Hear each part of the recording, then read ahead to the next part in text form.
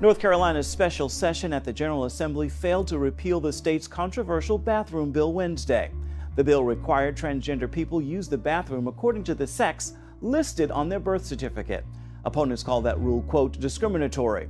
The controversy led to several businesses pulling out of the state and may have cost outgoing Governor Pat McCrory his job. He called the special session when both sides agreed to work for a repeal, but the deal fell apart after the GOP added a 6-month moratorium on cities passing non-discrimination ordinances for LGBT people. The legislature had a chance to do the right thing for North Carolina, and they failed. We had a great opportunity, I think, to do some good work. The new governor will take office in North Carolina next year.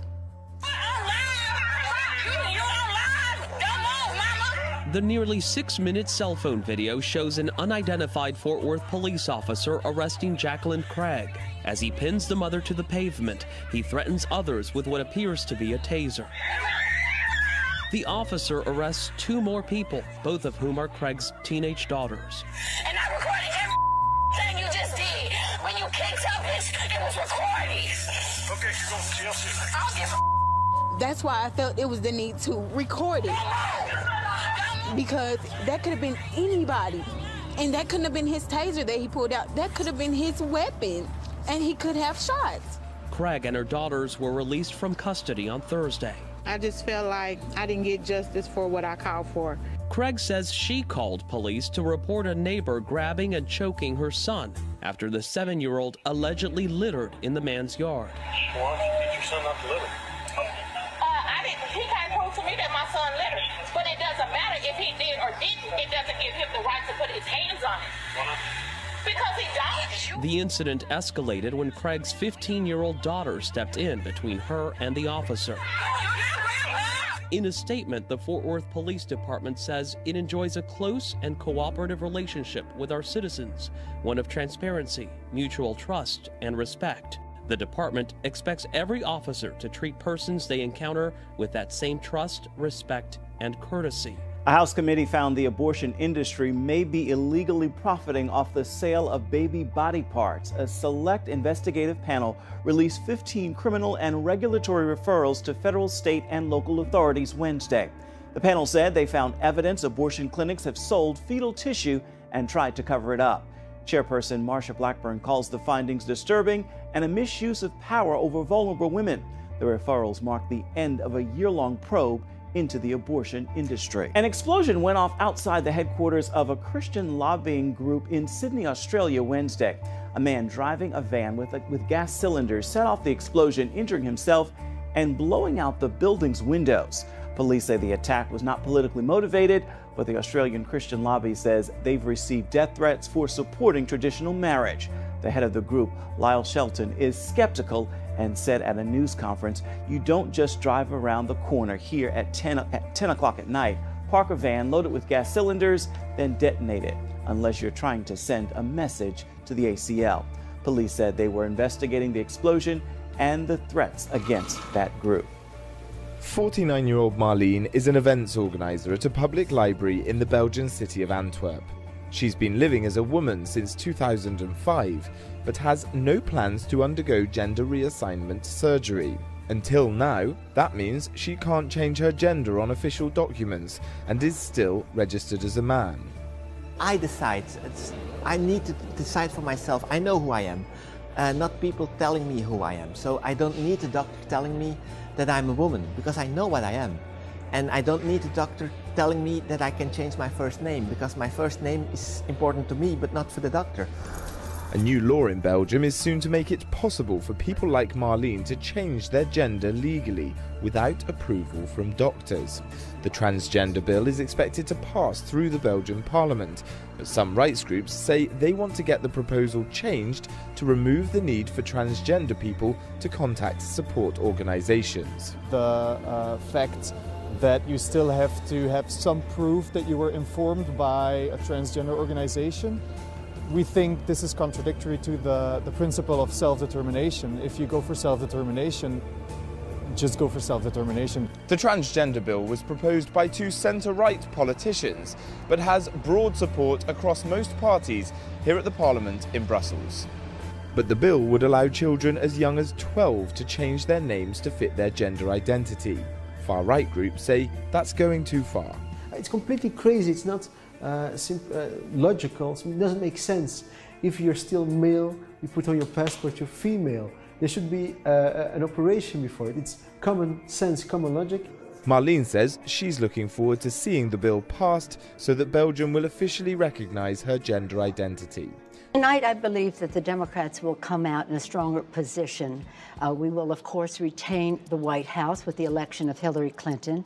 I believe we will gain the United States Senate. It will be close, but we will gain the United States Senate, and we will pick up many seats in the House of Representatives. I believe that Hillary Clinton is one of the best prepared people in our history to enter the Oval Office with her vision, her knowledge, her experience, her strategic thinking, her connection to the American people, and I think she has made that case. You could put half of Trump's supporters into what I call the basket of deplorables. Desperation and hubris. It's all the Democratic Party has left after being shown the door by the American people. Not the Russians, not a majority of racist, angry white male voters, and not fake news. President Bill Clinton quoted in an op-ed piece in the Bergen Boundridge Record saying this, that a weekly newspaper in New York, about Donald Trump, by the way, one thing he does know is how to get angry white men to vote for him. We know that 53% of white female voters voted for Trump. We know that the black community didn't come out for Hillary. We know that Hispanics actually came out for Donald Trump. And we know that white men came out for Donald Trump.